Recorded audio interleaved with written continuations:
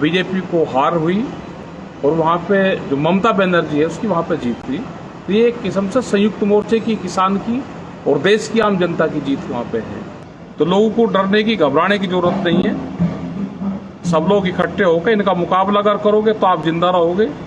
पूरा देश को, आधा देश इन्होंने बेच लिया। जो बड़ी बड़ी कंपनियां थी वे ये बेचने पर लगे हुए हैं और ये आम जनता को पता चल गया है सारा। यही हाल उत्तर प्रदेश के चुनाव में रहा, जो पंचायती चुनाव है या प्रधानी के चुनाव है, उसमें भी यही है कि बहुत करारी हार बीजेपी की हुई है।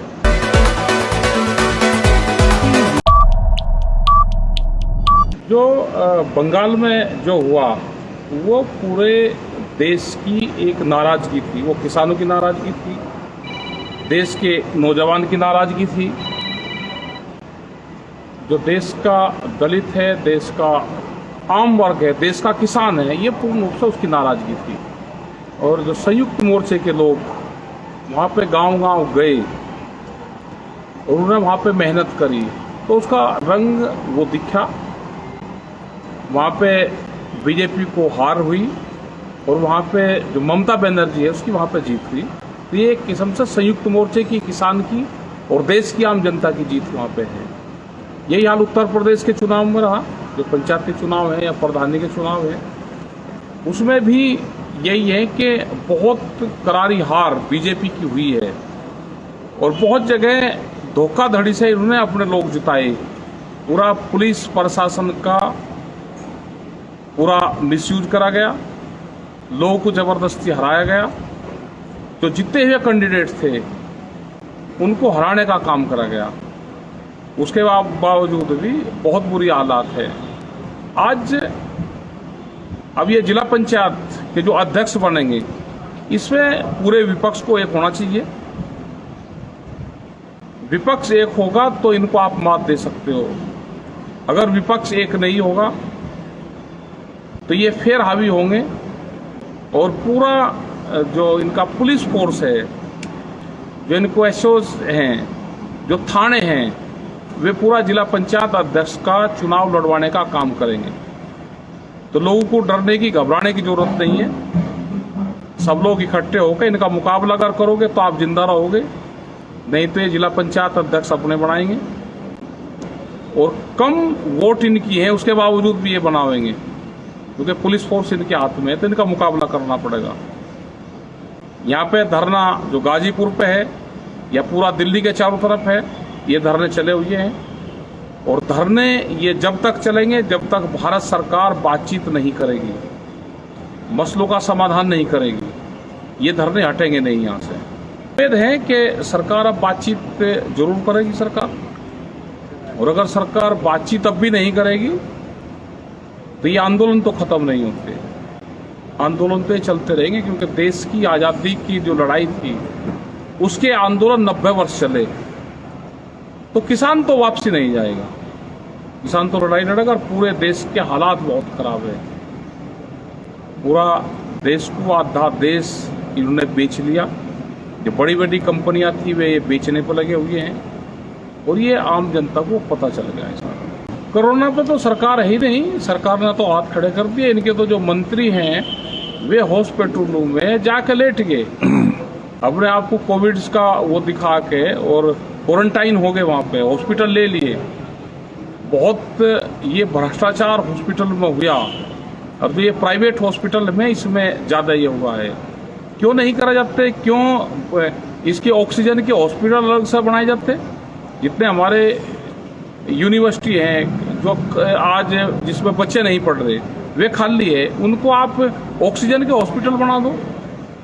वो एक प्राथमिकता है। जब यहाँ पे ऑक्सीजन बैंक की बात आप कर रहे हैं, ऑक्सीजन बैंक जो जैसे यहाँ पे गुरुद्वारा यहाँ इंदिरापुरम में गाजियाबाद में है, ये सड़क के ऊपर करीब 6000 से ज़्यादा लोगों की जान इन्होंने बचा दी अब तक। तो हम हर शहर में उसमें बना सकते हैं, हर कस्बे में उसमें बना सकते हैं कि उसको ऑक्सीजन सिलेंडर ही तो चाहिए उनको जी। अब उनको ऑक्सीजन सिलेंडर अवेलेबल करवा दो, ऑक्सीजन बैंक आप बनाओ। जैसे श्री राम कॉलेज मुजफ्फरनगर में है या और जितने भी इंजीनियरिंग कॉलेज है उनकी बिल्डिंग वहाँ पे है, उनके वहाँ पे बच्चों के हॉस्टल वहाँ पे है, आप उसको बना दो, उसमें जो भी मरीज आ रहा है उसको लुटा दो। जो ऑक्सीजन की जरूरत है, ऑक्सीजन के बगैर लोग मर रहे हैं तो उनको ऑक्सीजन मिल जाए। आगे किसी को हॉस्पिटल में रेफर करना है वहाँ पे कर दो, उसका कोविड सेंटर नाम दे दो, ऑक्सीजन बैंक नाम दे दो, ऑक्सीजन के हॉस्पिटल आप उनको दे दो, हल्की सी उनके मेडिसिन दे दो, तो ये दे सकते हैं। लेकिन सरकार हाथ खड़े करके और सरकार पब्लिक को बीच में छोड़ के भाग गई है। अच्छा, तो आपका इस सरकार को देखना चाहिए क्या इस तरह की सरकारें होती है। आपकी मंशा ये है कि अगर किसी को सांस नहीं आ रहा तो आते ही उसको पहले ऑक्सीजन मिल ऑक्सीजन जाए, दे दो उसको, इस तरह के हॉस्पिटल बनने चाहिए। हॉस्पिटल बन जाए, उसमें कुछ नहीं करना। आप यहाँ पे दे रहे हैं, आप उससे एक सिलेंडर से, जैसे अब भी दे रहे हैं, एक सिलेंडर से 20-20 बेड को आप दे सकते हो। एक सिलेंडर से 20 आदमी की जान बच सकती है। 1 घंटे में एक सिलेंडर खत्म नहीं होता। उसमें उनको दवाई की भी आप जरूरत नहीं है, वे ठीक हो जाते हैं। ऑक्सीजन लेवल बढ़ जाएगा, उनको घर भेज दो, डिस्चार्ज कर दो। नहीं, पूरा विश्वास खो चुकी है। बाहर से कुछ चीज आ रही है तो कहाँ मदद मिल रही है, कहाँ सामान जा रहा है। मतलब एक ऑक्सीजन और ऑक्सीजन किट भी नहीं बढ़ रही। जो कोविड की हल्की दवाइयाँ थी वो भी आम मरीजों तक नहीं जा रही, और बहुत इलाज लोग अपने घरों पर कर रहे हैं। उसको दवाइयाँ आप फ्री दे दो, दवाइयाँ नहीं मिल रही, इंजेक्शन नकली मिल रहे हैं। जो मॉनिटरिंग सिस्टम था वो भी पूरा फैल रहे हैं, जो अधिकारी थे वे भी छुप रहे हैं। तो इस पे सरकारों को काम करना चाहिए। और जो वॉलंटियर्स का जो काम है, भारतीय किसान यूनियन के लोग और भी स्वयंसेवी संगठन है, वे काम करना चाहते हैं। अगर सरकार गाइडलाइंस देगी तो उस पर काम करेंगे।